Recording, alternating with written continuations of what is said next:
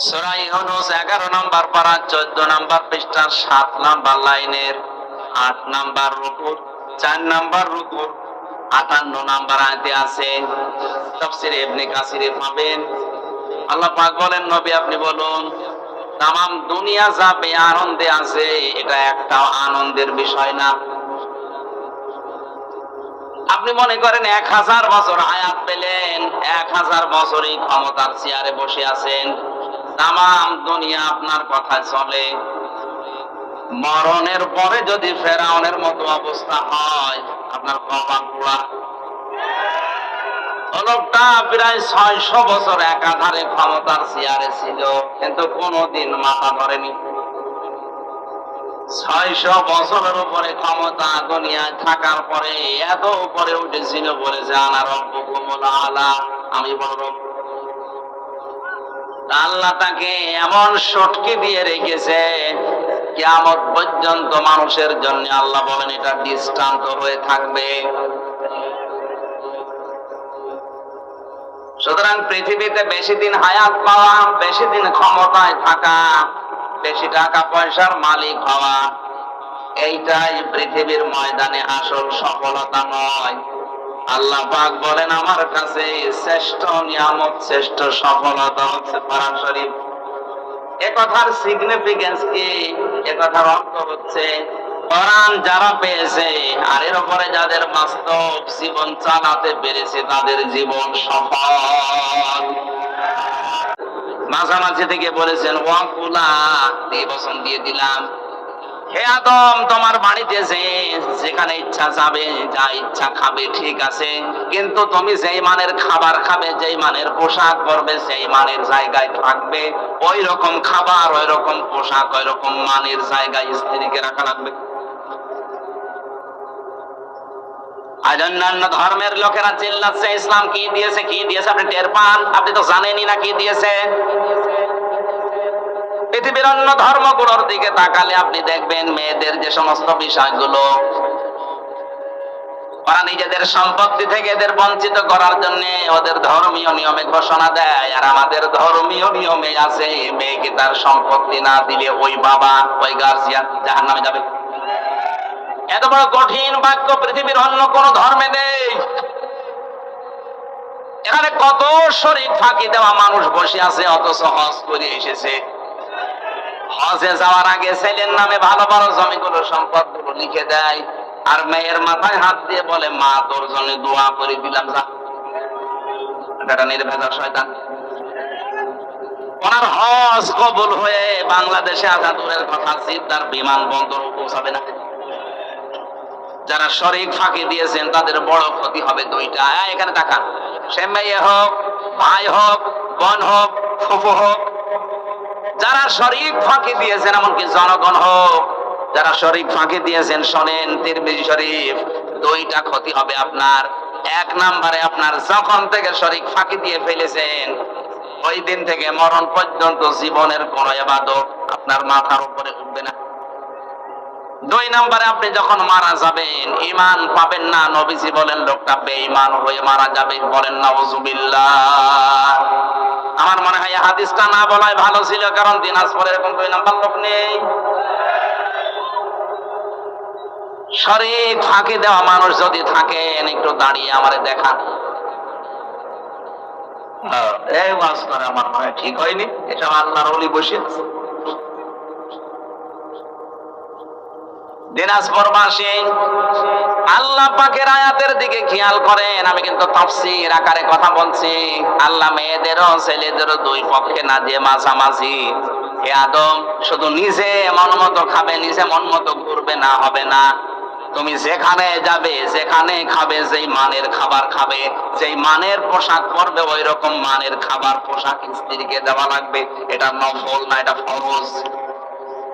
শুধু এতটুকু আল্লাহ শেষ করেননি, মানে আল্লাহর বর্ডার। গাছ মানে কি? এটা আল্লাহর নির্ধারিত সীমা, নিষিদ্ধ জায়গা। জান্নাতের ভেতরে একটাই শুধু বর্ডার ছিল, নিষিদ্ধ জায়গা ছিল। এই পৃথিবীতে আমার আল্লাহর প্রায় 500 বর্ডার আছে। কত? আরো জোরে বলেন। যারা ইমানদার দাবি করবে তারা যেন এই দুনিয়াতে 500 বর্ডারের ধারে কাছে না যায়। জান্নাতে একটা বর্ডার পার হয়ে গেলে আল্লাহ ঘোষণা গাছের কাছে যাও, বর্ডার সীমারেখা অতিক্রম করো, বর্ডার ক্রস করো, এই নিষিদ্ধ জায়গায় যাও, তাহলে দুইজনে জালেম হয়ে যাবে। আয়াতের মূল শিক্ষা হচ্ছে স্ত্রীকে শুধু ঘরের ভেতরে বসিয়ে রাখবেন না, এইটা আয়াত বলে না। আয়াত বলেছে হাইতো সে তোমা, যাও বেড়াতে যাও। স্ত্রীকে নিয়ে আপনি বেড়াতে যাবেন, অনুষ্ঠানে যাবেন, কিন্তু সাবধান, যেই স্থানে গেলে, যে অনুষ্ঠানে গেলে আপনার নিজেরও বর্ডার থাকে না, আপনার বড় বর্ডার থাকে না। বর্ডার মানে এখানে পর্দা, বর্ডার মানে আরো জোরে, জান্নাতের ভেতরে বর্ডার মানে গমগম গাছ। আর পৃথিবীতে আমাদের জন্য বর্ডার আছে যেহেতু 500, এর ভেতরে একটা বর্ডারের নাম পর্দা। আসতে বলুন। তাহলে এমন অনুষ্ঠানে যাওয়া যাবে না যেখানে গেলে নিজেরও পর্দা থাকে না, স্ত্রীরও পর্দা থাকে না, এরকম অনুষ্ঠানে যাওয়া যায় না। যদি আল্লাহর বর্ডার ক্রস করে, পর্দা লঙ্ঘন করে, বেপর্দা হয়ে ভাবে যায় আর ওখানে আনন্দ ফুর্তি করে, বুঝতে হবে আল্লাহর ভাষায় দুইজনে জালেম হয়ে গেছে। এই হিসাবে বাংলাদেশে এখন জালেম কম না বেশি? আমি পারিবারিক জীবনের কথা বলছিলাম, যে মানুষ বিয়ে করবে তারে নাই দেখা যায় যাচ্ছে, আপনি দুলাভাই হিসাবে গিয়ে আপনিও দেখছেন, আপনার শ্বশুরও দেখতেছে, বলে নাউজুবিল্লাহ। যে না, হারাম কাজ দিয়ে আমাদের শুরু হচ্ছে পরিবার, সন্তানাদি গুলো ভালো হবে কি দিয়ে?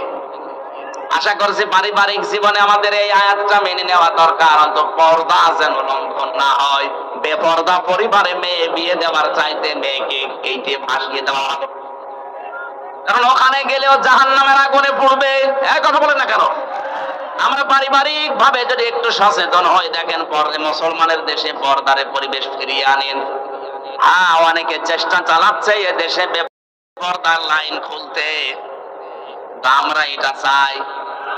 আরো জোরে বলেন চাই।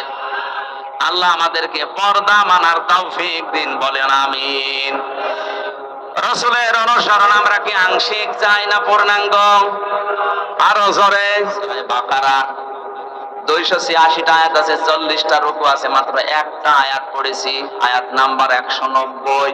100 আল্লাহ পাক বলেন কাতিলু, তোমরা লড়াই করো, হত্যা করো। শব্দের প্রথমটা শুনে বোঝা যাচ্ছে আল্লাহ মনে হয় মারামারির পক্ষে, মনে হয় আল্লাহ মনে হয় মারামারি হত্যা এর পক্ষে না। এই কথাটা আন্দাজে যদি কেউ নিয়ে, যে বোমাবাজি যারা করে ইসলামের নাম নিয়ে, এদের পেছনে হাত দিয়ে দেখবেন কোটি কোটি টাকা এদের ইহুদিরা দিচ্ছে। এই পৃথিবীতে আজ হাজারো মানুষ ইসলামের নাম নিয়ে এদের প্রথম শব্দটা শুনেই মারামারিতে লিপ্ত হয়ে যাচ্ছে, হত্যা করতে চাচ্ছে না। আল্লাহকে তো হত্যার কথা উদ্বুদ্ধ করার পরে তিনি ওয়ালা তাআতাদু দিয়েছেন, যে সীমা লঙ্ঘন করা যাবে না। ফিসাবিলিল্লাহি, তোমরা লড়াই করবা, সংগ্রাম করবা, হত্যা করবা, কিন্তু রাস্তা হবে আল্লাহর। আর আল্লাহর রাস্তায় নবীজির যে 40 বছর থেকে শুরু করে 63 বছর, এই 23 বছরে তিনি নবুয়তের জিন্দেগিতে নিজে 27টা যুদ্ধের সেনাপতি হয়ে দায়িত্ব পালন করেছিলেন। আসতে বলেন। তিনি কি আয়াত জানতেন না? কোন দিন নিজের হাতে তো একটা মানুষ হত্যা করেননি। আল্লাহ হত্যা করার কথা বলছেন আল্লাহর রাস্তা। এটা কেমন রাস্তা, কোন রাস্তা, কিসের রাস্তা? এই রাস্তাগুলো আমাদের ব্যাখ্যা করা লাগবে এখন। এই পৃথিবীর ময়দানে যারা ঈমানদার, তারা লড়াই করতে থাকবে। আল্লাহ পাক বলেন যাদের ঈমান আছে তারা সারাটা জীবন লড়াই করবে, সংগ্রাম করবে, কিন্তু রাস্তা হবে আল্লাহর। ওয়াল্লাযীনা কাফারু আউলিয়াউহুমুত তাগুত, আর যারা কাফের তারাও লড়াই করে, সংগ্রাম করে, আন্দোলন করে, কিন্তু তাদের রাস্তা হবে শয়তানের। এখান থেকেই ভাগ হয়ে যাবে, আপনি আল্লাহর রাস্তায় থাকবেন না তাগুতের রাস্তায়। আল্লাহর রাস্তায় যারা থাকবে, আল্লাহর ভাষায় তারা ঈমানদার। শয়তানের রাস্তায় যারা থাকবে তারা আল্লাহর ভাষায় কাফের। বাংলাদেশে এখন ঈমানদার আর কাফের বোঝার জন্য কারো ফতোয়া লাগবে না, আপনি নিজেই যথেষ্ট। এদেশে যাদের আন্দোলন সংগ্রাম, যাদের মিছিল মিটিং সব আল্লাহর জন্য হয়, আল্লাহর রাজ কায়েমের জন্য, বুঝবেন এরা ঈমানদার।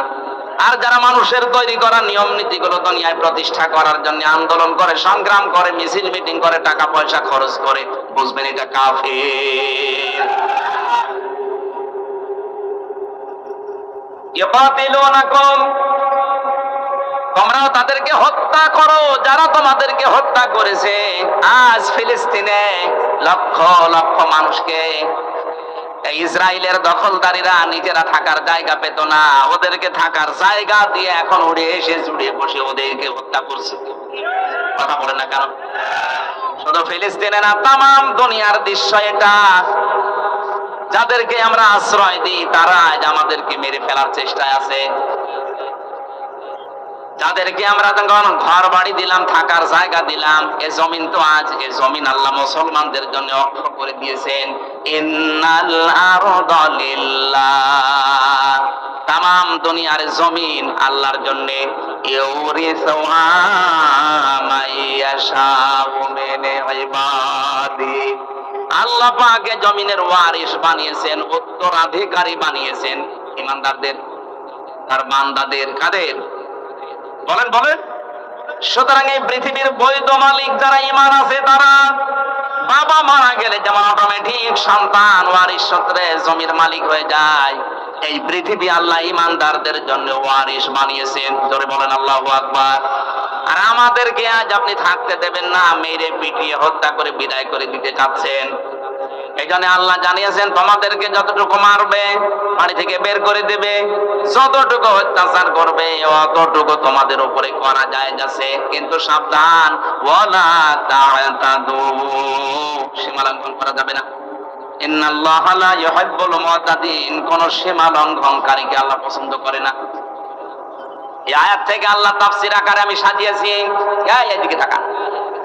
এই পৃথিবীতে যত ঘৃণিত কাজ আছে, সবচাইতে আল্লাহর কাছে ঘৃণিত কাজ হচ্ছে দুনিয়ায় যে কোনো বিষয়ে সীমা লঙ্ঘন করা, বর্ডার ক্রস করা, লিমিট ক্রস করা। কথা বলেন ঠিক কিনা?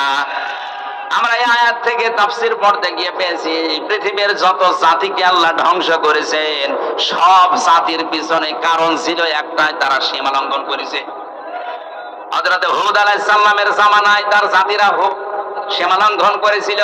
লূত নবীর জামানায় তারা সীমা লঙ্ঘন করে পুরুষে পুরুষে বিয়ে করা আরম্ভ করেছিল। এই যে লাওয়াতাত যেটা বলা হয়, যেটা ট্রান্সজেন্ডারের নামে অনেকে চালু করতে চাচ্ছে। আল্লাহ জর্ডানে ডেড সি বানিয়ে, মৃত সাগর বানিয়ে দিয়েছে তাদেরকে পুরো উল্টিয়ে। সালেহ নবী আলাইহিস সালামের জামানায় ওরা সীমা লঙ্ঘন করেছিল, ওজনে কম বেশি করে, আর কারো মাল নিয়ে গেলে ছিনতাই করে নিত।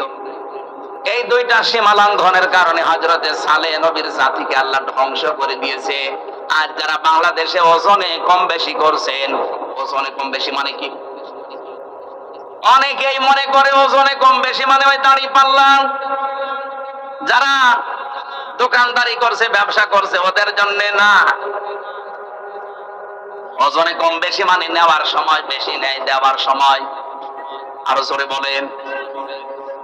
আজ আপনি শিক্ষকতা যারা করছে, বিচারালয়ে যারা আছে, প্রশাসনে যারা আছে, মিলান নেওয়ার সময় একজন শিক্ষক কিন্তু প্রাইমারি থেকে মাস্টার্স পর্যন্ত যারা ক্লাস নেয়, এরা নেওয়ার সময় শিক্ষকগুলো বিভিন্ন জায়গা থেকে জ্ঞান তো ঠিকই আহরণ করেছিল, কিন্তু ক্লাসে দেওয়ার সময় এখন এই স্যারেরা ঠিক মতো দিতে চায় না, বলে প্রাইভেট পড়া লাগবে আর কোচিং করা লাগবে। আল্লাহ পাক বলেন ধ্বংস হয়ে যাক ওই দোকানদার গুলো, ওই মানুষগুলো যারা নেওয়ার সময় বেশি নেয়, দেওয়ার সময় কম দেয়। আজ আমি আয়াতের সাথে মিলিয়ে 1 থেকে মাস্টার্স পর্যন্ত প্রাইমারি স্কুল, কলেজ, বিশ্ববিদ্যালয়, মাদ্রাসা আমি মিলিয়ে দেখেছি হাজার হাজার শিক্ষক আল্লাহর লানত প্রাপ্ত। আরে ভাই, একটা শিক্ষক হতে হলে তো জ্ঞান অর্জন করা লাগে, কম না? বিশ্ববিদ্যালয়ে যারা মাস্টার্সে ক্লাস নেয়, এই সমস্ত ডক্টররা কত বড় বড় ডিগ্রি বিভিন্ন দেশ থেকে নিয়ে এসেছে, কত কষ্ট করে, কত পড়াশোনা তাদের করা লাগে, যোগ্যতা। কিন্তু ক্লাসে দেওয়ার সময় অধিকাংশ স্যারগুলো দেখি না, এগুলো আর ক্লাসে ডেলিভারি দিতে চাই না, তখন প্রাইভেট ভার্সিটিতে যে ক্লাস নেয় আর বলে প্রাইভেট পড়ো নাই কোচিং করো। এক কথা বলেন না কেন? এরকম কলেজ দেশে নেই, এরকম স্কুল নেই, এরকম প্রাইমারি নেই।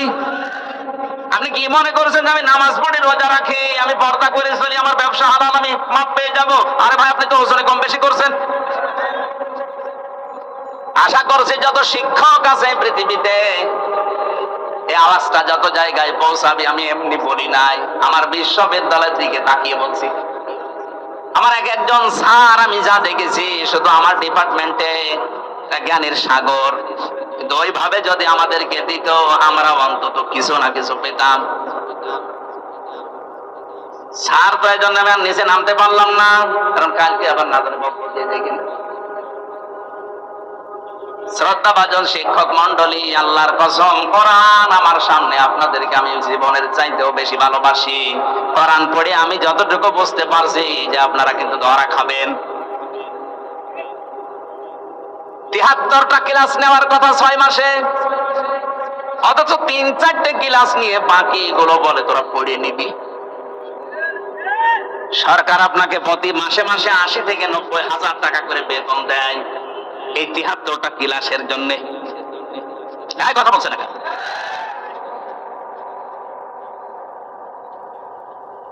নাকি একটু বেশি হয়ে গেল? ঠিক আছে, মানে এইটাই আসো।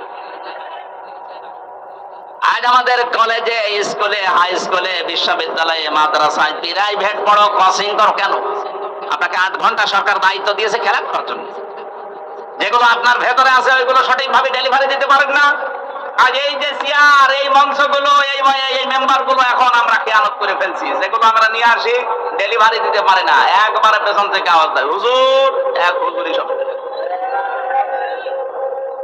আমরাও পড়ে যাচ্ছি। আজ হাজার হাজার বক্তা, আলেম, আলোচক যারা খতিব, এরা কিন্তু ধরা খেয়ে যাচ্ছে। একজন খতিবের দায়িত্ব ছিল 7 দিনে এলাকায় যা হয়, পরিবার, ব্যক্তি, সমাজ, রাষ্ট্রে, ওইটা 7 দিন এক জায়গায় করবে, সামারাইজ করে করে কোরআন আর হাদিসের সাথে মিলিয়ে মেম্বারে 7 দিন পরে পরে বলবে। এরকম মসজিদ বাংলাদেশে কোনটা আছে আপনি দেখান? বায়তুল মুকাররমে যা লিখে দেওয়া হয় তাই বলা লাগবে। জোরে বলুন সুবহানাল্লাহ। ব্যক্তি, পরিবার, সমাজ, রাষ্ট্র থেকে অন্যায় তুলে দেবেন কি করে? অথচ ইমামদের, খতিবদের, মাওলানা, আলেম যারা আছে দায়িত্বশীল, তাদের এইটাই ছিল মেম্বারের হক। আপনি নেওয়ার সময় তো ঠিকই নিলেন, আমি তো 7 দিন ধরে ধরে মনে করেন আমি পড়লাম পরিবার, সমাজ, রাষ্ট্রে কি দরকার। জমার দিন আমি খুতবায় বলবো, আমি আর বলতে পারি না। সামনে সভাপতি বেডুজো করে বসে আছে, সেক্রেটারি আর ক্যাশিয়ার বলছে, হুজুর, এক হুজুরে আমি সব খুলে খেয়ে ফেলেছি। আমার ভাইরা, না হচ্ছে না। সালেহ নবী আলাইহিস সালামের জামানায় তারা অবাধ্য হয়েছিল, সীমা লঙ্ঘন করেছিল। এই 2টা কাজে ওজনে কম বেশি করত আর ডাকাতি করত। এদেশে তো ডাকাত নেই। ডাকাত মানে এই যে পুকুর ডাকাতি করে, বন ডাকাতি করে, ব্যাংক ডাকাতি করে। আজ বিভিন্ন দেশে দেশে তারা স্ত্রীর নামে বেগম পাড়া বানায়। কথা বলেন ঠিক কিনা? আরে ভাই, বাইরের দেশে যারা বেগম পাড়া বানিয়েছে ওরা 2, 4, 5 টাকা চুরি করা লোক না, ওরা ডাকাত। কলমের খোসা দিয়ে এক খোসাতে 2 সেকেন্ডে 20 কোটি টাকা যারা এরকম ছেড়ে দিতে পারে তারাই বেগম পাড়া বানায়।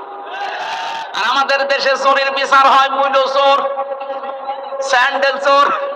আরে ভাই, একটা লোক স্যান্ডেল যদি 50 বছর চুরি করে, খুব বেশি হলেও নাই 10 লাখ টাকা স্যান্ডেল চুরি করতে পারে। 50 বছর একাধারে স্যান্ডেল চুরি করে কয় টাকা হয়? 10 লাখ। আর যে লোকটা এসি রুমের ভেতরে ঢাকাতে বসে আছে, এই জেলাতে বসে আছে, এক জায়গায় বসে শুধু একটা সই করে দেবে, এক টিপ সয়ে 1 সেকেন্ডের ভেতরে 20 কোটি। রাস্তার জন্য যদি বাজেট হয়, রাস্তাটা শুধু একটু সই করে দেওয়া দরকার। আর উপর থেকে তো ঠিকই আসে, নিচ পর্যন্ত আসতে আসতে সব আল্লাহর ওলিদের পেটে চলে যাচ্ছে। এইটাও কিন্তু সীমা লঙ্ঘন। সালেহ নবী আলাইহিস সালামের জামানায় ছিল, তারা সীমা লঙ্ঘন করেছিল। হযরতে সালেহকে ডাক দিয়ে বলেছে, সালেহ, তুমি যে নবীর দাবি করো, উট নিয়ে এসে দেখার একটা গর্ভবতী উট দাও পাহাড়ের উপর থেকে। হযরতে সালেহ নবী সিজদায় গিয়ে বলে, রব্বুল আলামিন, দয়া করে তুমি আমাকে সাহায্য করো, আমার উম্মতরা নাই তো মানবে না, দেশ থেকে আমারে বের করে দেবে। আল্লাহ পাক বললেন, আমি পাঠাতে পারি, পাঠানোর পরে যদি না মানে তখন কিন্তু তুমি দোয়া করবে না, তখন শাস্তি আসবে। এসে গেল 10 মাসের গর্ভবতী উট এসে হযরতে সালেহ যাবে যেখানে ইচ্ছা খাবে, এর কাছে খারাপ উদ্দেশ্যে কেউ যাবে না। আমার এই আয়াতের শিক্ষা হচ্ছে, পৃথিবীতে সালেহ নবী এসেছিলেন, ওই বিদায় নিয়েছেন। তার যে মুজিজা, যে উষ্টি, এটার কাছে কেউ খারাপ উদ্দেশ্যে গেলে ফায়াখুযাকুম আযাবুন আলীম, তাদেরকে যন্ত্রণাদায়ক শাস্তি আল্লাহ দিয়েছিল। এখন আমাদের নবী মুহাম্মদুর রাসূলুল্লাহর জীবনের শ্রেষ্ঠ মুজিজা কোরআন, এটাও যেখানে ইচ্ছা যাবে, যা ইচ্ছা করবে। কথা বলছেন না কেন? এখানে যা ইচ্ছা আছে, এখানে যা দেওয়া আছে তাই করবে। যেখানে যেখানে যাওয়া দরকার সেখানে যাবে।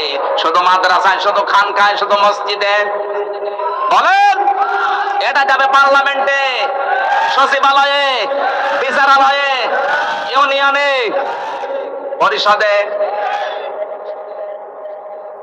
সব জায়গায় এটা যেতে পারবে। আলা আলাহুল খলকু ওয়াল আমরু, আমি বানিয়েছি, আমার আইন চলবে। উট যদি যেখানে ইচ্ছা যেতে পারে, যা ইচ্ছা খেতে পারে।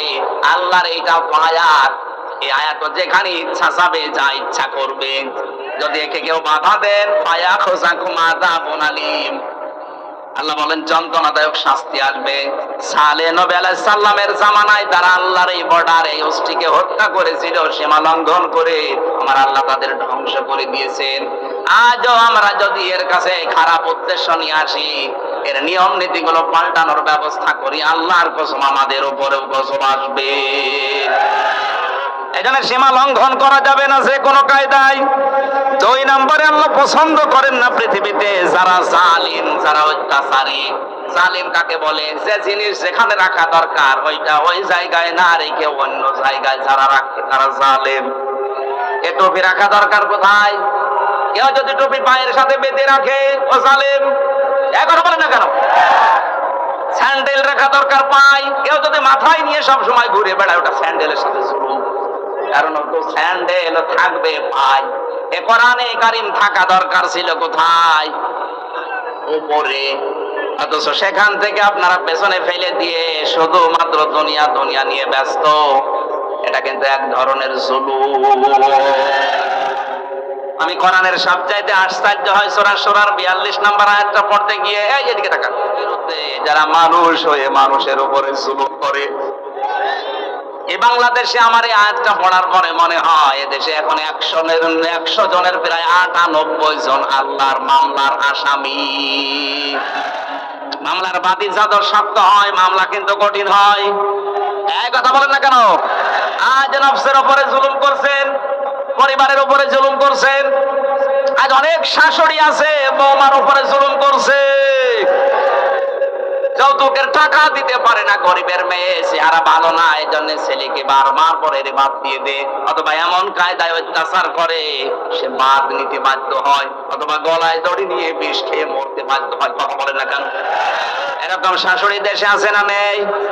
এইরকম শাশুড়ি যারা মহিলা প্যান্ডেলে বসে আছেন, আপনি যদি 5 ওয়াক্ত না তাহাজ্জুদ মিলে 6 ওয়াক্ত নামাজ পড়েন, আপনি যদি রমজানের রোজা শুধু না 12 মাস রোজা রাখেন, খাস পর্দা করেও যদি থাকেন, আপনার দ্বারা যদি আপনার বৌমা জুলুমের শিকার হয়, আপনি জালেম, আপনি জালেম, আপনি জালেম। আপনাকে আল্লাহ ঘৃণা করেন। আর বাঁচতে বলেন, যে সমস্ত বৌমা গুলো বসে আছেন, শাশুড়িকে নিজের মায়ের মতো যদি মনে করতে পারতেন, আমার এই কোরআন সাক্ষী, আল্লাহর কসম করে বলছি, দুনিয়ায় কোনো পুরুষ তার মা বাবাকে আলাদা করে দিত না।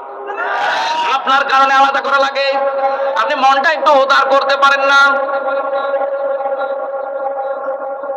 আজ বাংলাদেশের জামাই যারা আছে, এই দেশের জামাইগুলো তাদের শ্বশুরকে, শাশুড়িকে যেই নজরে দেখে, যেভাবে মহব্বত করে, যেই মনে দেখে, বৌমাগুলো যদি স্বামীর মা আর বাবাকে ওই নজরে দেখতো, এই বাংলাদেশে আমার মনে হয় কোনোদিন কেউ আলাদা হতো না। পরিবারে এদের এই শুধু কানাকানি, তালাতালি, কান কথার কারণে আজ পরিবারগুলো মিনি জাহান্নাম হয়ে গেছে। এই লোকটা সারাদিন বাইরে থেকে কাজ করে এসে বয়ের গোমরা মুখ, মায়ের গোমরা মুখ এখন করবে কি? বাধ্য হয়ে শেষ পর্যন্ত মানসিক হয়ে যায়। বেশি করে ফেললাম।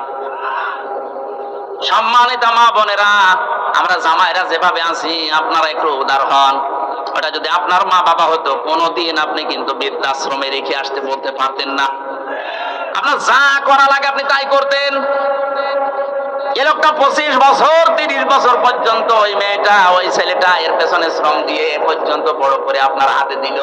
আর আপনি এখন 3 কথার কবুল বলে একেবারে সব দায়িত্ব নিয়ে নিয়েছেন। মা বাবা এখন ডিলেট হয়ে যাবে মানে? এরকম যারা ছোট মানসিকতার মন মানসিকতা তৈরি করছেন, আপনার সন্তানও কিন্তু ঠিক ওই রকমই করবে যেটা শাশুড়ির সাথে করছে।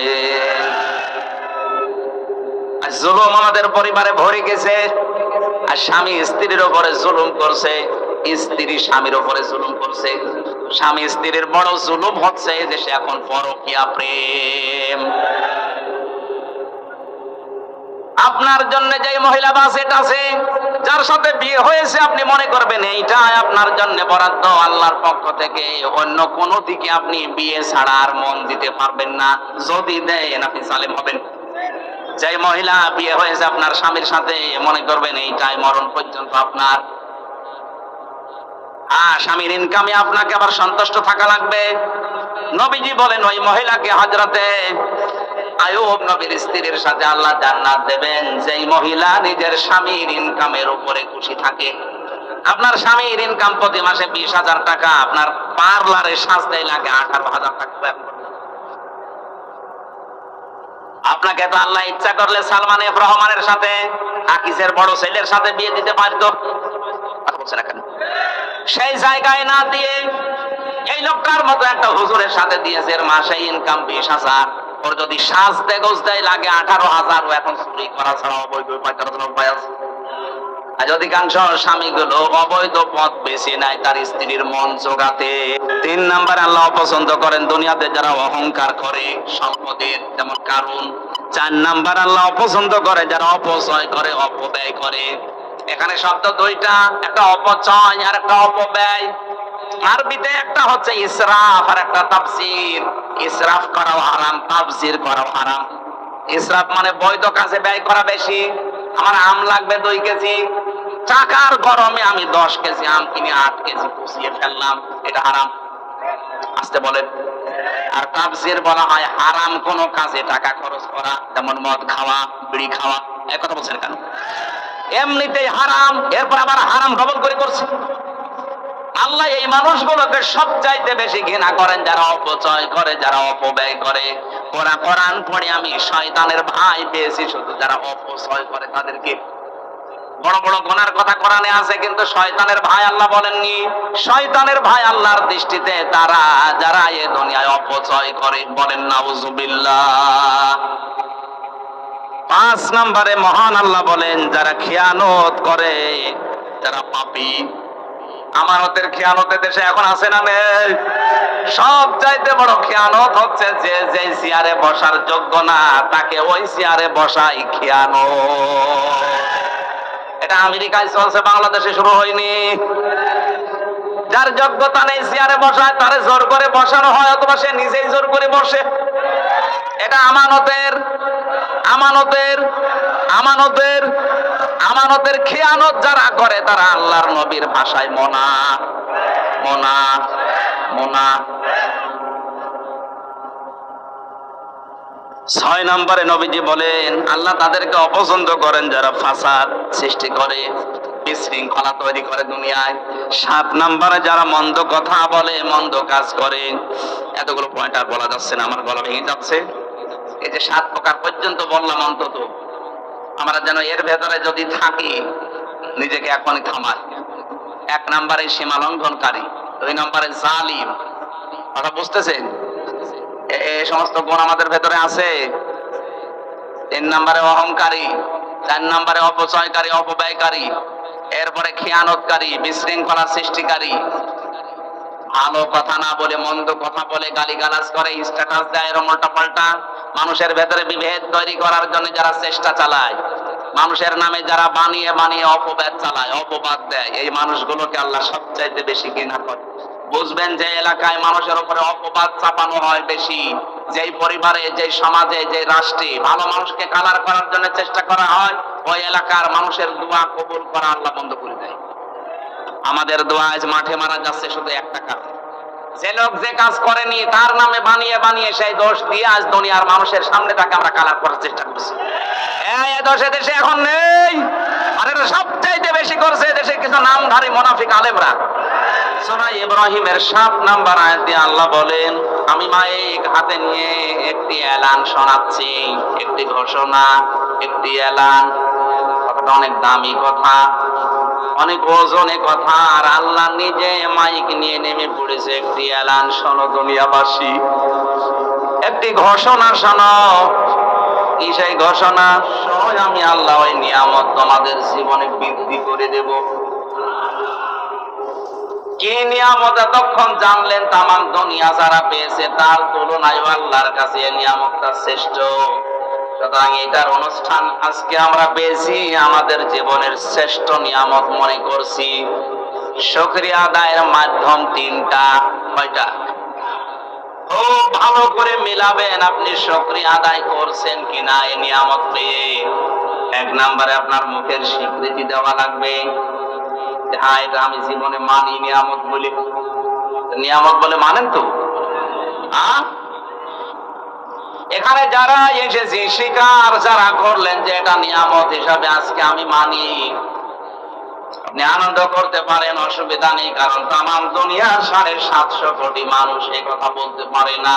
শুধু আমরা 175 কোটি মুসলিম মানি আর না মানি, স্বীকার করি এটা আল্লাহর নিয়ামত। 2 নম্বরে আপনার মনে আনন্দ লাগা লাগবে। মানুষের মনে আনন্দ লাগে কখন? এর একটা চিহ্ন তাফসিরে পেয়েছি। নবীজি বলেন, বাম স্তনের 2 আঙ্গুল নিচে এখানে একটা গোস্তের টুকরা আছে, এটা কেঁপে কেঁপে ওঠে, শরীরের পশম গুলো দেখবেন খাড়া হয়ে যায়। মনের ভেতরে একটা অজানা অনির্বচন শোক অনুভব হয়। শব্দ চয়ন গুলো লক্ষ্য করেন, মনের ভেতরে এক অনির্বচন শোক মানুষ অনুভব করে। 3 নম্বরে যে কথাগুলো আজকে শুনবেন, এগুলো আপনার প্র্যাকটিক্যাল লাইফে আল্লাহর দেওয়া নির্দেশ মতো মিলাবেন। আমাদের শুকরিয়া আদায়ের ধরন কয়টা বললাম? আরো জোরে। এবার আপনি দেখেন আপনার এই নিয়ামতের শুকরিয়া আদায় হচ্ছে কিনা। আমি স্বীকার করছি মুখ দিয়ে এটা নিয়ামত, আমার মনের ভেতরে আনন্দ আছে, শান্তি আছে, একটা অনির্বচন সুখ আমি পাচ্ছি। সবাই এটা পাবে না। এটা 7 নাম্বার পারার 1 নাম্বার পৃষ্ঠার 1 নাম্বার লাইনের 83 নাম্বার আয়াত। এটা আল্লাহ পাক বলেন, নবী আপনি যখন মানুষের সামনে কোরআন পড়বেন, সবার চোখের দিকে তাকিয়ে দেখবেন পানি ঝরছে না। যারা উপলব্ধি করার ক্ষমতা রাখে, এর মর্ম এগুলো যারা বুঝতে পারে, আপনি দেখবেন ওই মানুষগুলো মনের অজান্তেই কেঁদে ফেলেছে। কোরআনের আলোচনায় সবার চোখে পানি আসবে না, এটা সবাই বোঝার জন্য এখানে এক মাপের ওই রকম ছাত্রও নেই। 12 বাপের 13 ছেলে বসে আছে, একজন ইশারা করলে বোঝে আর একজন 10 বার বললেও বোঝে না। বিশ্ববিদ্যালয়ে যারা ক্লাস নিতে দেখতাম সর্বোচ্চ 45 মিনিট, কারণ ওখানে যারা বসে আছে সামনে 80-82 জন ছাত্র ছাত্রী, সব এক মাপের মেধার। বুঝতেছেন? আর এখানে কি ওইরকম? এটাও তো একটা ক্লাস চলছে। এই ক্লাস 45 মিনিট না 45 ঘন্টা নিলেও অনেকে বুঝবে না। এই জন্য অ্যাক্টিভ হয়ে শুনবেন। আল্লাহ বলেন, কোরআনের মর্ম বাণীগুলো যারা উপলব্ধি করতে পারবে, অনুধাবন করতে পারবে, বোঝার চেষ্টা করবে, নবী আপনি দেখবেন ওরা যেন মনের অশান্তি কেঁদে ফেলেছে। এইরকম মন নিয়ে আপনি শুনবেন। 3 নম্বরে কোরআনে আজকে বর্ণিত যে নির্দেশনাগুলো পাবেন, আমার আজকের আলোচনার বিষয় হচ্ছে এই পৃথিবীর ময়দানে আল্লাহ 77 প্রকার মানুষকে ঘৃণা করেন। আমি কোরআন শরীফ থেকে এগুলো তাফসীর থেকে সাজিয়েছি। এই 77 প্রকার মানুষের ভেতরে আপনি মিলাবেন যে আপনি আসলে আছেন কিনা। যদি থাকেন এই মুহূর্তে ওই জীবন ত্যাগ করবেন। বলে না কেন? কারণ আপনি আল্লাহর ঘৃণিত, আল্লাহর কাছে অপছন্দনীয়। আল্লাহ আপনাকে ভালোবাসে না, পছন্দ করে না, ঘৃণা করে। আপনি নিজের দিকে প্রশ্ন করে বলেন, আপনার মালিক যদি আপনাকে ঘৃণা করে, আপনি কি আসলেই মানুষ? সুতরাং এখনই থামবেন যদি 77 প্রকারের ভেতরে পড়ে যান। আমার আলোচনার বিষয় আজকে আল্লাহ কাদেরকে ঘৃণা করেন, বলেন সুবহানাল্লাহ। আল্লাহর এই নিয়ামত যদি শুকরিয়া আদায় করার 3 নাম্বার মাধ্যম ধরেন, এখানে বর্ণিত যে নিয়ম নীতিগুলো অ্যাডভার্টাইজ করা হবে, ডেলিভারি দেওয়া হবে, ওইটা শোনার পরে এখন থেকে প্র্যাকটিক্যাল লাইফে আপনি একটা একটা করে মিলাবেন। আল্লাহ আমাদেরকে এভাবে কোরআনের আয়াতের শুকরিয়া আদায় করার তৌফিক দিন, বলেন আমিন। যদি কেউ মূল্য না দেয়, আমার এই কোরআনের মর্যাদা না দেয়, কে আর কি নাম দিতে না চায়, ওর জীবন থেকে কোরআনের মহা যে বিপ্লবী অনুষ্ঠানগুলো, কোরআনে কারিমের বড় বড় নিয়ামতের যে কথাগুলো, ওর জীবন থেকে আমি আল্লাহ ছিনিয়ে নেব আর আযাবের ভেতরে ফেলে দেব। ওর জীবনের শান্তি বলে কিছু রাখবো না, বলেন নাউজুবিল্লাহ। আল্লাহর এই ঘোষণা হালকা মিথ্যা আছে? আর আসতে বলেন। কোরআনের এই অনুষ্ঠানে যারা এসেছি, নবীজি জানিয়েছেন, মানে তাবাআল হুদা বিগাইরিল কোরআন আদাল্লাহুল্লাহ। তিরমিজি শরীফের হাদিস। কোরআন বাদ দিয়ে, এদিকে তাকান, কোরআনে কারীম বাদ দিয়ে পৃথিবীর কোন জায়গায় যদি কোন মানুষ ভালো হওয়ার নিয়তে যায়, আল্লাহ নিজে দায়িত্ব নিয়ে তাকে গোমরা বানিয়ে দেয়। এটা বুঝেছেন কারা? হাত তোলেন তো। আমরা আমাকে প্রশ্ন করব যে শব্দ বলেছি, এর আসল শব্দটা কি, এর বাপ কি, আমি জিজ্ঞাসা করবো। আন্দাজ হাত তুলেছেন আপনি? এখানে আলেম যারা বসে আছে তাদেরকে বলছি, শব্দটা কিন্তু দল্লা না, আদল্লা। দল্লা ইয়াদিল্লু যদি নবী দিতেন, তাহলে আপনি নিজেই নিজেকে গোমরা বানিয়ে ফেলেছেন, এরকম অর্থ আসতো। আদল্লা ভাবে ফাল থেকে এসেছে, আদল্লা ইউদিল্লু। বাংলা অর্থ দাঁড়াবে, বাপ থেকে কোন শব্দ আসলে আপনি হয়তো ভালো হওয়ার নিয়তে কোন জায়গায় গিয়েছিলেন, কিন্তু কোরআনে কারীম এবং কোরআনের কর্মসূচি সেখানে ছিল না। এই জন্য আল্লাহ নিজে দায়িত্ব নিয়ে আপনাকে আরো খারাপ বানিয়ে দেবে। হেদায়েত দেওয়ার একচ্ছত্র মালিকানা হামজার। আসতে বললেন কেন? কোন পীরের হাতে দিয়েছে আল্লাহ? কোন নবীর হাতে? কোন ফেরেশতার না, এটা শুধুমাত্র আল্লাহ নিজের কুদরতি হাতে রেখেছে। হেদায়েত দিতে পারে একমাত্র কে? আপনার কি বিবেকে একটু ধাক্কা লাগে না? উনি নিজে বলছে, আমি তোরে নিজে গোমরা বানাবো। হেদায়েত দেওয়ার আর কেউ আছে? সুতরাং এই মুহূর্তে আপনাকে সিদ্ধান্ত নেওয়া লাগবে, যদি আপনি পাগল হয়ে না থাকেন, কোরআন যেখানে নেই, ওইরকম পীরের দরবার যদি আমার বাবাও তৈরি করে, ও দরবারে আমি নেই। কোরআন যে দলে নেই, ওই দল যদি আমার বাবাও প্রতিষ্ঠাতা হয়, ওই দলে আমি এখন থেকে আর নেই। এবার আবার এলাকার মানুষ তো চালাক আছে। সারা দেশের মানুষ যে বলে রংপুর বিভাগের মানুষ মহাপয়সী বর্গিজ, এত ঠিক না দেখছি। এলাকার মানুষ চালাক আছে।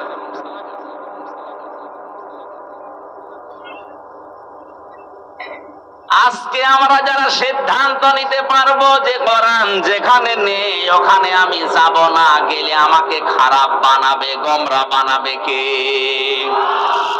এই হাদিসটা দুনিয়ায় মানা যায় না, মরণের পরে মানবেন। এখন আপনার বিবেক যা বলে আপনি তাই করেন।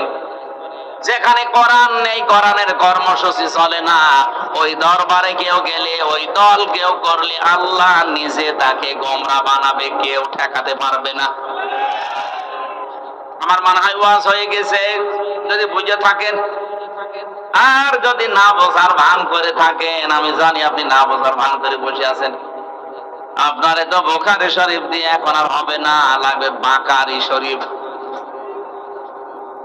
আল্লাহ তুমি বোঝার তৌফিক দাও আমাদেরকে, বলেন আমিন।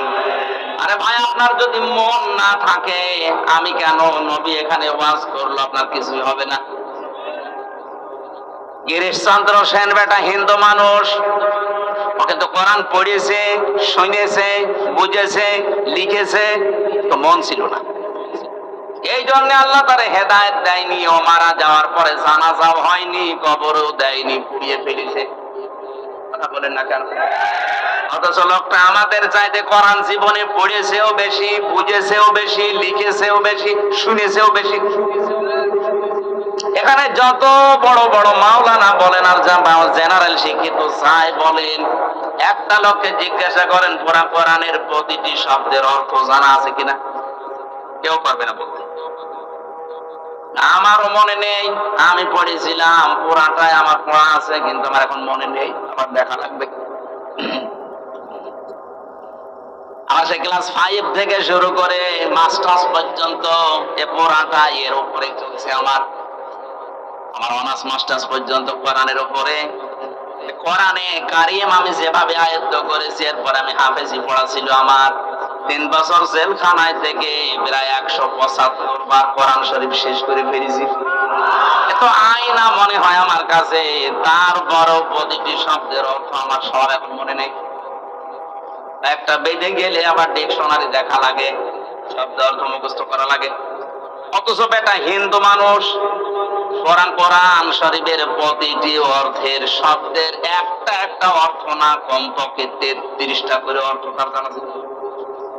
কারণ তাফসীর লিখতে হলে একটা শব্দের একটা অর্থ লিখলে আপনি পারবেন না। এক একটা শব্দের 33 থেকে 99টা পর্যন্ত অর্থ আছে। কোনটা কোন জায়গায় সেট হয়, ওইটা ওই জায়গায় স্থান কাল পাত্র বেঁধে সেট করা লাগবে। তাই তো তাফসীর লিখলো কি করে? অথচ বাস্তবতা দেখতে পেলাম কি, কোরআন পড়েছে, শুনেছে, বুঝেছে, লিখেছে আমাদের চাইতে অনেক বেশি, কিন্তু হেদায়েত পায়নি। এই কারণে, কারণ ওর মন ছিল না হেদায়েত নেওয়ার। কথা বলে না কেন? আপনারও যদি মন না থাকে, আল্লাহর এত দায় পড়ে যায়নি যে আপনাকে হেদায়েত দিয়ে জান্নাতে জোর করে নিয়ে যাওয়া লাগবে, কত দায় পড়েনি। এজন্য আগে মন তৈরি করেন, বিশ্বাস করতে পারেন আমির হামজা এখন থেকে শেষ পর্যন্ত ওর বাবার কথা, দাদার কথা একটাও বলবে না। যা বলবে আমি কোরআনের আয়াতের দলিল, হাদিস নাম্বার, পৃষ্ঠা নাম্বার পর্যন্ত আপনাকে আমি বলে দিচ্ছি, সব আমার নোট করা আছে। সুতরাং এইরকম মন নিয়ে শোনেন যে আমার এই 77টা পয়েন্টের ভেতরে যদি আমি একটা এই মুহূর্তে আমি ওখান থেকে পিছিয়ে আসবো, রাজি আছেন? রাজি আছেন? আজকের মাহফিল সাকসেস হবে ইনশাআল্লাহ। দরুদ আর সালাম পড়ছে আমাদের নবী মুহাম্মদুর রাসূলুল্লাহ সাল্লাল্লাহু আলাইহি ওয়াসাল্লামের প্রতি, যাকে অনুসরণ করার মাধ্যমে ভালোবাসার প্রমাণ দিতে বলেছেন আল্লাহ। আজ যারা শুধু নবীকে ভালোবাসি ভালোবাসি বলে শেষ করে দিচ্ছে এই শাবান মাসে, এই যে কিছুদিন আগে যে শবে বরাত নামে নিসফে শাবান গেল, কত মানুষ ভালোবাসা দেখিয়েছে। অথচ রাসূলকে ভালোবাসতে হবে মাস্ট বি, পাশাপাশি তাকে অনুসরণের মাধ্যমে এটা দেখাতে হবে। আমি আজ একটা নতুন কথা বলছি, আর ভালোভাবে খেয়াল করবেন, জীবন আমি আশা করি পরিবর্তন করবেন। এতদিন আপনি ওই আয়াত শুনেছেন, কিন্তু এভাবে না, একটু খেয়াল করে দেখেন তো। নবী আপনি বলুন, যদি তোমরা আল্লাহকে ভালোবাসি এ দাবি করো, এ দাবি আমাদের আছে না? রাজনৈতিক ভাবে আমাদের দল মত পার্থক্য আছে, কিন্তু আল্লাহ তোমাকে ভালোবাসি মুসলমান হিসাবে দাবি আছে। এই কথা বলেন। আল্লাহ বলেন দাবি যারা করলো তাদেরকে বলেন ফাত্তাবিউনি, এ দাবি যেন সত্যতা প্রমাণ দেওয়ার জন্য আপনার অনুসরণ করে। হে নবী, আপনার অনুসরণ করার মাধ্যমে এ দাবির সত্যতার প্রমাণ দেওয়া লাগবে। কেউ যদি আপনাকে অনুসরণ এসেছি না ভালোবাসা আরম্ভ করব, হবে এটা মোজারে, এই শব্দটা বর্তমান, ভবিষ্যৎ, প্রেজেন্ট, ফিউচার, এই দুইটা কাল দিয়ে বানানো। এখানে আল্লাহ অতীতের শব্দ, মাঝির শব্দ দেয়নি, পাস্ট নেই, এখানে ফিউচার আছে আর বর্তমান আছে। এই ভালো করে তাকান। আপনি যদি রাসূলকে অনুসরণ করা আরম্ভ না করেন, আল্লাহ আপনাকে ভালোবাসা আরম্ভ করবে। এখন আমার প্রশ্ন, আল্লাহ যদি কাউকে ভালোবাসে তাকে পুরস্কার দেবেন না দেবেন না? আল্লাহ বলেন পুরস্কার স্যার, আমি আল্লাহ নিজে তার জীবনের যত অপরাধ আছে জাম্বন না দিয়ে জুনুব দিয়ে দিলাম। যদি শুধু হক্কল এবার থাকে ওইটা বাদ দিয়ে যত অপরাধ করেছে জীবনে সব মাফ করে দিচ্ছি, দেব। সুবহানাল্লাহ বলা না? এবার তাকান, আয়াতের মাঝে ছিল তোমরা যদি অনুসরণ করো তাহলে আল্লাহ তোমাদেরকে ভালোবাসা শুরু করবে। আর আল্লাহ ভালোবাসা আরম্ভ করে দিলে জীবনের গোনা শুধু হক বলে বাদ দিয়ে একটাও রাখবে না, সব মাফ করে দেবে। কারণ মাফ করার ক্ষমতা আল্লাহর আছে না নেই? এবার আমাদের এখান থেকে শিক্ষা কি? আমরা অনুসরণ করব কি আংশিক না পূর্ণাঙ্গ? আরো জোরে বলুন। এবার আপনি নিজের দিকে মিলান তো।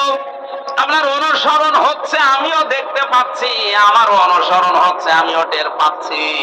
কিন্তু আমাদের অধিকাংশ অনুসরণ এই দেশের রাসূলের আংশিক, পূর্ণাঙ্গ হচ্ছে না। আপনার মাথা থেকে শুরু করে পা পর্যন্ত মিলান না। মাথা নিচু করে মন খারাপ করার জন্য বলছি না, মাথা থেকে শুরু করে পা পর্যন্ত মিলান তো রাসূলের অনুসরণ হচ্ছে কিনা। আপনার চুলের কাটিং রাসূলের মতো হয় না, আপনার মোছের কাটিং রাসূলের মতো হয় না, আপনার যে দাড়ি এটা রাসূলের মতো হয় না, আপনার যে পোশাক আশাক এটা রাসূলের মতো হয় না। কার কোন জায়গায় হাত দেব, যেখানে হাত দেওয়া হয় একটাও তো মিলছে না। আপনার পরিবার, সমাজ, রাষ্ট্র কোন দিকে তাকিয়ে বলতে পারবেন যে আমার রাসূলের মতো অনুসরণ হচ্ছে? বলেন। আংশিক আমরা কিছু করছি। নবীজি নামাজ পড়েছিলেন, আমরাও নামাজ পড়ি। নবীজি রোজা রেখেছিলেন, আমরাও রোজা রাখি। বিশ্ব নবী যে সারা জীবনে 63 বছরে একটা মিথ্যা কথা বলেনি, এটা আমাদের জীবনে পাওয়া যাবে? আর আসতে বলেন। এই পৃথিবীতে একজন মানুষকেই পাওয়া গেছে যিনি ওপেন চ্যালেঞ্জ দিতে পেরেছিলেন, হে আমার সাথীরা, হে আমার স্ত্রীরা, দিনের আলোতে রাতের আধারে আমার ভেতরে চলতে ফিরতে যা দেখো সব মানুষের কাছে ওপেন বলে দাও। পৃথিবীতে আর কেউ একথা বলতে পারে নাই, কিয়ামত পর্যন্ত আমার মনে হয় বলতেও পারবে না। এখানে আমরা যত বুজুর্গ মানুষই আছে না কেন, যত বড় নেতায় বসে আছি, যদি কালকে ঘোষণা দেওয়া হয় এদেশের মানুষেরা, হে আমার স্ত্রী, বন্ধু বান্ধবেরা, যা আমার ভেতরে দোষ ত্রুটি পাও সব সংবাদ সম্মেলন করে বলে দাও, কালকে আপনি বের হতে পারবেন না। কথা বলে না কেন?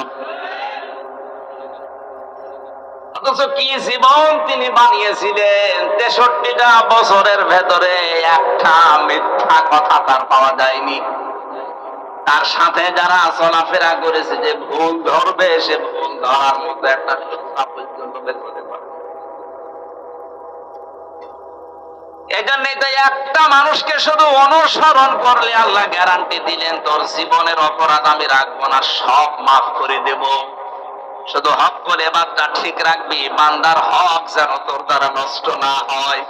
তাছাড়া আমি আল্লাহর হক যত নষ্ট করে ফেলেছিস, রাসূলের অনুসরণ যখন পূর্ণাঙ্গ আরম্ভ করার সিদ্ধান্ত নিয়ে মাঠে নামবি, ওই মুহূর্তে তোর জীবনের পেছনের অপরাধ মাফ করে জান্নাতি বলে ঘোষণা দিয়ে দেব। এজন্য আমাদের উচিত এখন থেকে রাসূলের আংশিক অনুসরণ করবেন না পূর্ণাঙ্গ? আরো জোরে। বিশ্ব নবী মুহাম্মদ রাসূলুল্লাহ বিয়েতে যেভাবে তিনি আদর্শ রেখে গেছেন, আপনার বিয়েতেও ওইটা পাওয়া যাওয়া লাগবে। আমাদের গান বাজনা না হলে বিয়ের অনুষ্ঠানই সাটে না। কথা বললেন না কেন? বিয়েটা শুরুই হয় হারাম কাজ দিয়ে। মেয়ে দেখতে যাবে যে লোকটা যে বিয়ে করবে, সে তো যায়, সাথে সাথে যায় দোলা ভাই আর ওর বাবা। আরে বিয়ে কি দোলা ভাই ওর বাবা করবে? আমাদের সামাজিক জীবনে, পারিবারিক জীবনে এই হারাম কাজটা বাদ দেওয়া লাগে। অনেকে মনে করছে এ আবার কি এতটুকু, না না, এটা ফরজ জিনিস। আপনার কি ওই মেয়েটা দেখা যায় যাচ্ছে, আপনি তোর বাবা, এই ছেলের বাবা, আপনি না জানি আপনার যদি পছন্দ হয়, আপনি যদি বলেন ছেলে থাক আমি দেখি, এমনি এমনি আল্লাহ বিধান দেয়নি। আল্লাহ জানে আমাদের মনের ভাব। এক কথা বলেন না কেন? আল্লাহ জানে না? হযরতে আদম নবীকে আল্লাহ যখন বানিয়ে জান্নাতের ভেতরে নিয়ামতে ভরপুর করে রাখলেন, কিন্তু তার ভালো লাগছিল না। আল্লাহ পাক মনের ভাব বুঝতে পেরে বাম পাজর থেকে একটা হাড় গমের ভেতরে তুলে নিয়ে আর একটা মহিলাকে বানালেন, পৃথিবীর সর্বশ্রেষ্ঠ সুন্দরী হযরতে হাওয়া দাঁড় করিয়ে রেখেছেন। আদম নবী ঘুম থেকে উঠে দেখলেন এত সুন্দর মানুষ হতে পারে। তিনি তাকালেন, প্রথমে তাফসীর ইবনে কাসির বলেন প্রথমে তাকিয়েছেন, এরপরে ধরতে গেছেন। আল্লাহ পাক বলেন আদম তাকানো যাবে না, ধরা যাবে না।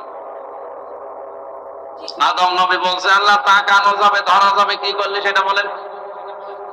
তাকানো যাবে, ধরাও যাবে, একটাই শুধু বৈধ পন্থা আছে, বিয়ে করা লাগবে। সুতরাং এখান থেকে বোঝা যায় বিয়ের আগে কোন মহিলার দিকে অন্য নজরে তাকানো জায়েজ নেই, ধরাও জায়েজ নেই। শুধুমাত্র 14 ফেব্রুয়ারি দিন বাদ, এদিন তো কোনো গুনাহ নেই।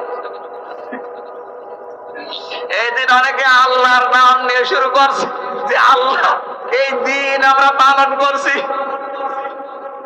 14 ফেব্রুয়ারি বিশ্ব বেহায়া দিবস যারা পালন করেছেন, এটা কিন্তু ইংল্যান্ড থেকে নিয়ে এসেছে, খ্রিস্টানদের দেশ থেকে। যারা এটা পালন করেছেন মুসলমান দাবি করেও, কিয়ামতের দিন আপনার হাসর হবে ওই খ্রিস্টানদের সাথে। মিথ্যা কথা বলবেন না। এখানে যারা পালন করেছেন একটু হাত তোলেন তো আল্লাহ থেকে। একজন মুরব্বি মানুষ হাত দিচ্ছে, ওইটা ঠিক আছে। 70 বছর বয়স,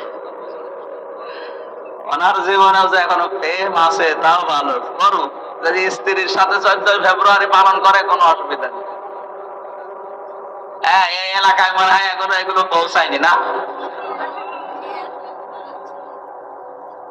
আল্লাহ রাব্বুল আলামিন ডাক দিয়ে বলে আদম বিয়ে করা যখন রাজি হয়ে গেলে এর জন্য মোহর দেওয়া লাগে।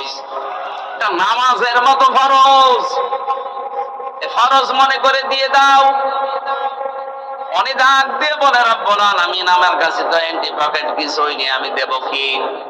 আল্লাহ পাক ওই সময় বলেছিলেন আদম আমার দোস্ত মুহাম্মদুর রাসূলুল্লাহর নামে 10 বার দরুদ পড়ো, ওইটাই তোমার দেন মোহর হিসাবে আমি মেনে নিলাম।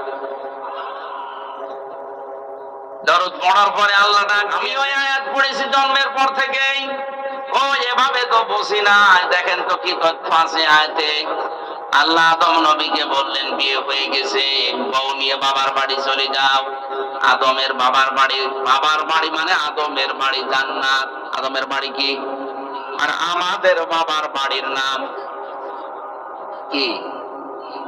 আল্লাহ পাক আমাদের বাবাকে বিয়ে করার পরে বললেন বউ নিয়ে চলে যাও বাড়িতে। তার মানে এটাই কোরআনের নিয়ম, বউ নিয়ে বিয়ে করে আপনার বাবার বাড়িতে আপনি যাবেন। আর এখন অনেকেই ঘর জমাই থেকে যাচ্ছে না, এলাকায় ঘর জমাই নেই। আপনি একটা আহাম্মক না, বিয়ে করে মেয়ে নিয়ে যাবেন আপনি নিজের বাবার বাড়ি, না নিজের শহর থেকে যাচ্ছেন। আল্লাহ পাক আয়াতে কিন্তু শব্দের দিকে খেয়াল করলে দেখবেন বলেন তোমার বউ নিয়ে তোমার বাড়ি যাও। শুধু বাড়ি যায় কি করবা? অকুলা মিনহা হাইসু শি'তুমা।